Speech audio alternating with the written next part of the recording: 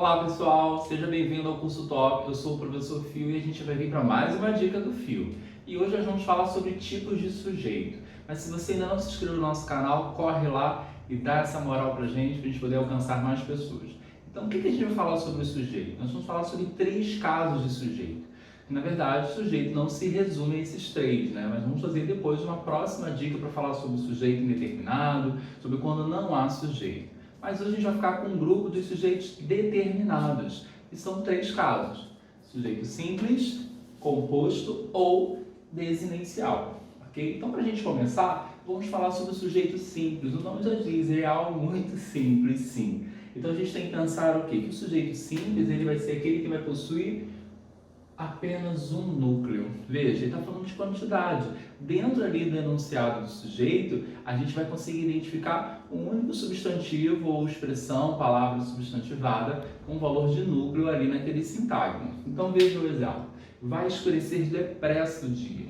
A primeira coisa para a gente poder identificar o sujeito não é achar o sujeito de cara. A gente precisa identificar o verbo primeiro. Então veja, nós temos aqui uma locução verbal. Vai escurecer.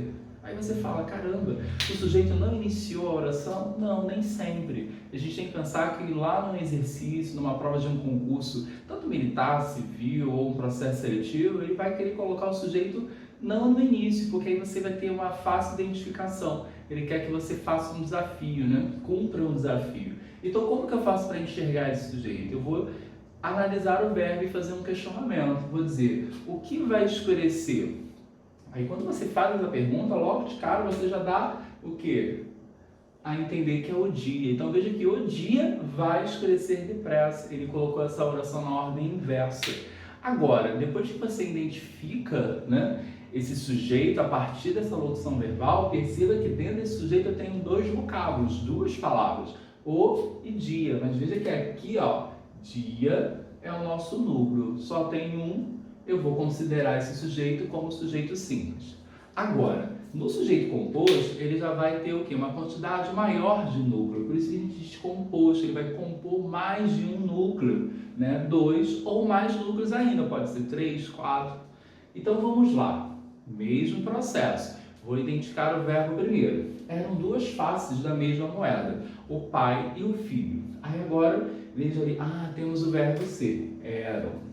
Agora, de novo, o sujeito não está no início. Você fala assim, caramba, o professor Fio tá, né, só colocando orações sem o sujeito no início. Claro, para ter o desafio para você, para poder a gente ir além, né, não ficar só assim, ó, o sujeito sempre está no início. Não, a gente tem que ter esse olhar mais apurado. Agora, quem era ou o que era? Veja que a pergunta lá a gente fez, o que vai escurecer, porque não faz referência à pessoa. Aqui eu vou ter que usar o quem. Quem era, porque eu vou fazer referência à pessoa. Quem era 2 faces da mesma moeda? O pai e o filho. Então perceba que o sujeito novamente está lá no final. Então só recapitulando, não confie que o sujeito sempre estará no início. Agora, olhando para esse sujeito, o pai e o filho, veja que eu tenho 2 substantivos aqui, né? Eles são 2 faces da mesma moeda, são muito parecidos, não é verdade?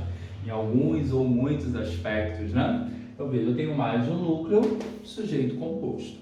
Agora a gente vai para o sujeito desinencial, que a gente vai entender que ele vai ser um sujeito que o núcleo, perceba, não está expresso na oração. Aí você fala, mas como que eu vou identificar esse sujeito? Eu vou identificar a partir do verbo, por isso que a gente chama de desinencial. Então veja aqui esse exemplo, concordamos com suas ideias, mesmo procedimento, verbo, concordamos, aí eu faço a pergunta, quem concorda?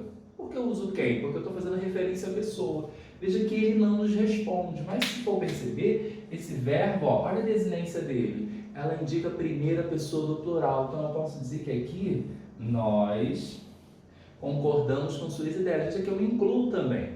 Não está expresso, o que quer dizer não aparece na oração, mas eu identifico a partir da desinência do verbo.